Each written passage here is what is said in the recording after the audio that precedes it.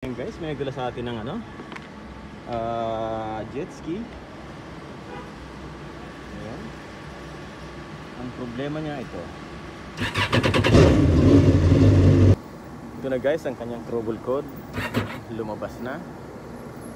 Ayan, 157. Ngayon, ang problema niyan, communication error. 2 channel engine, remote connector. Yan ang ibig sabihin niya. Yung remote connectors nandun sa unahan. Pero dito muna tayo sa panglikod. Kasi lahat ng connection dun sa unahan nandito. Yan. Ipakita natin yung pinaka computer ng remote. Ayan siya guys. Ayan, nakita niyo yung box na yan. Sana yan. Yan yung sa remote. Pag hindi yan gumagana, walang pwersa ang makina, naka low mode siya. Tapos hindi gumagana ang remote.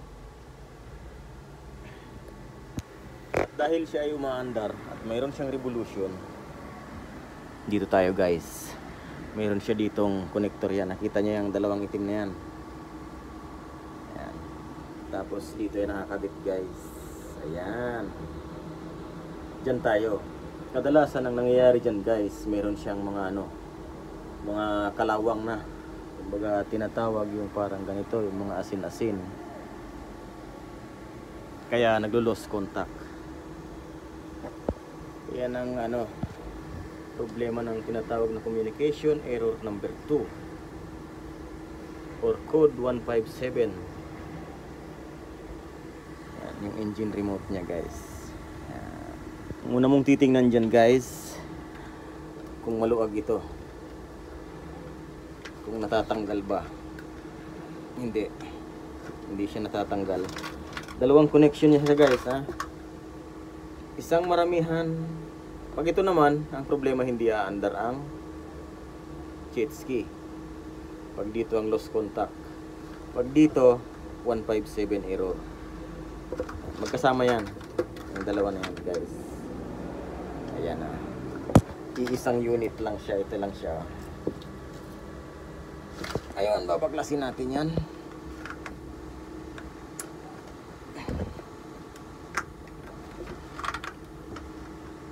Ayan, matigas. Ayan, nabaklas na natin. Ayan nga siya guys. Mayroon siyang anong tawag doon. May mga dumi. Ayan, marumi siya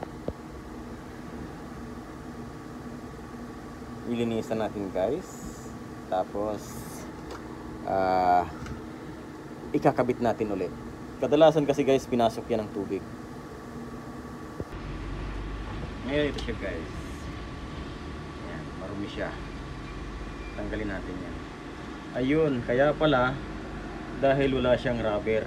Ayan kaya pumapasok yung tubig. Wala yung kanyang seal.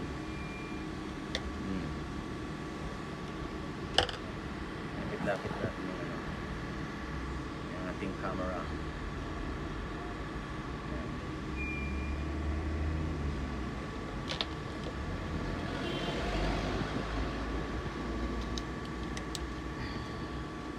Nakita nyo guys. Ayan marumi siya.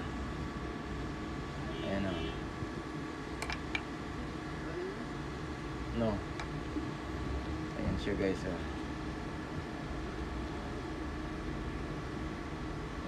Lilinisan natin.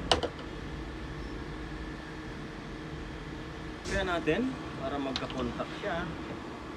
Gamitan natin ito panglinis ng throttle. Ayan.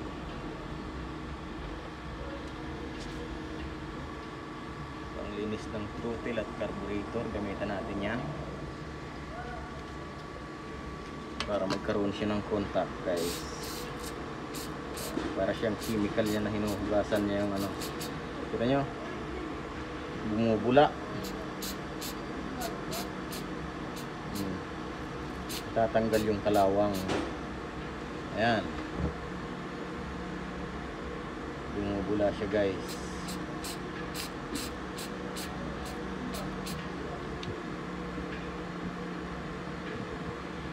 Tapos yung pangilalim naman, ito, linisan din natin yan. Ayan. Ayan. Okay. Pabayaan natin ng mga 10 minutes bago natin ikabit ulit. Ibabad muna natin. Yan. Kakabit na natin guys. Ang hirap po yung walang tagahawak ng ano. Ibabalik na natin siya.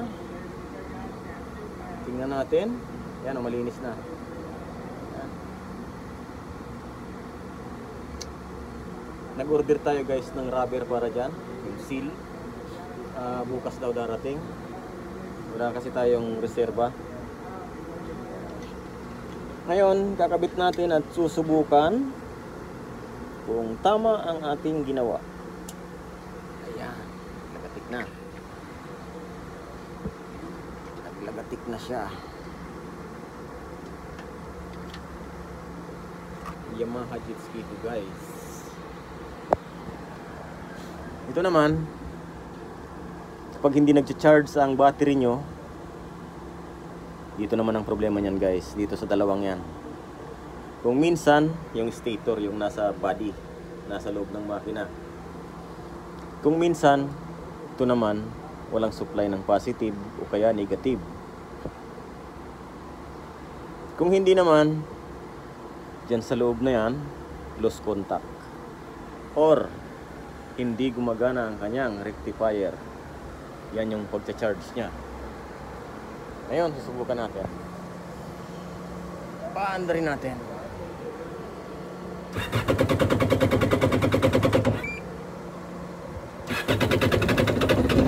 Hard starting din. Pag hard starting na ganyan guys, ang problema niyan injector. Tingnan natin. Unahin muna natin yung trouble code.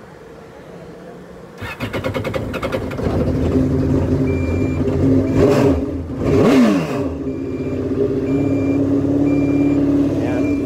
Pangit ng andar. Palyado. Medyo engine pa no? Ang pag-alis niyan guys, ganito. Wala. Yan. Wala na siya no. Pawalain niyo muna yung naka-indicate dyan na mga number bago nyo ito ipipress ng 3 beses. 1, 2, 3. 1, 2, 3. 1, 2, 3. Gano'n. I-start nyo na. Wala na, na-reset na siya.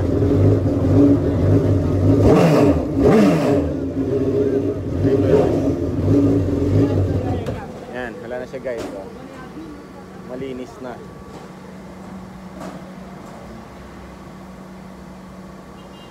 Ulitin natin. Sigurado na talaga. Yan, wala na siya. Ayos na. Doon lang guys ang problema. Nag-order din tayo ng rubber para makubiran natin yan. Ngayon dito naman tayo sa injectors guys. Yung hard starting ng jet ski. Titingnan natin ang injectors.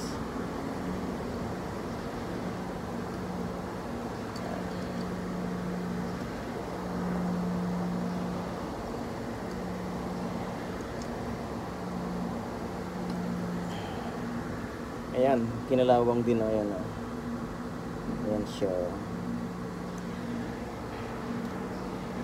Pinasok ng tubig. Ayun, lalagyan natin siya guys ng cable tie para hindi matanggal. Dahil i-switch on natin siya para malaman natin kung aling injector ang singaw. Yun guys, lalagyan natin ng ganito, cable tie. Para pag nag-switch on tayo, natanggal ang connector ay hindi siya tatalsik.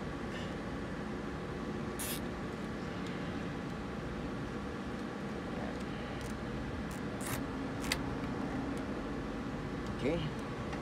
Apat yan nalagyan natin guys. Apat. Aalamin natin kung aling injector ang kanyang leak. Or ang alin na injector ang may leak.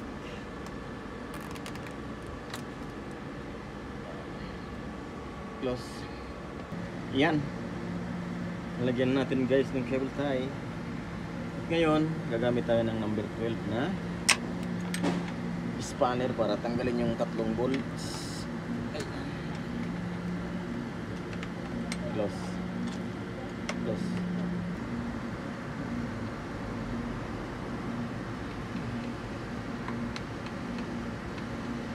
Mayroon siyang tatlong bolts. Ganyan. Close. Yan guys. Tatlo yan. Bali tatlong bolts. Igutin natin ang ganyan. At ngayon, hahanginan natin yan ng matuyo. Ayan oh. Lumalabas na ang gasolina. Kukuha tayo ng ilaw. Hahanginan natin ng matuyo. Papakita ko sa inyo ng actual kung bakit siya hard starting. Yes. Yan, alisan natin ang gasolina.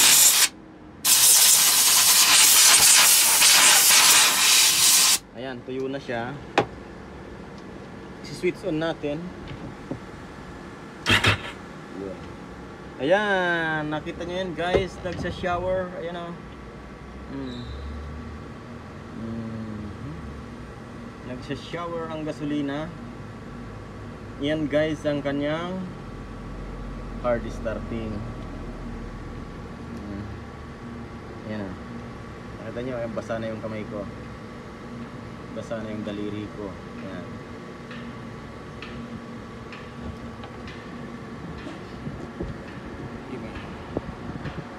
Ayan guys, hanggang dito na lang ang ating video.